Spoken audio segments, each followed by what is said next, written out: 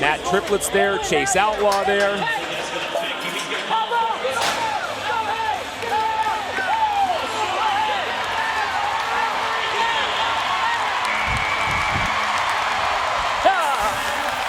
Stormy Wing able to shine up Colorado Chrome, and that was a much-needed ride.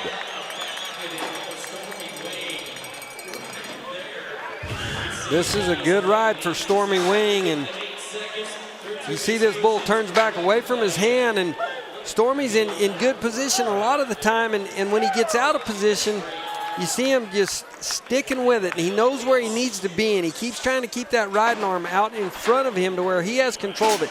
You see him get leaned back right there, and he really drops that weight back over to that right leg and gets back where he needs to be.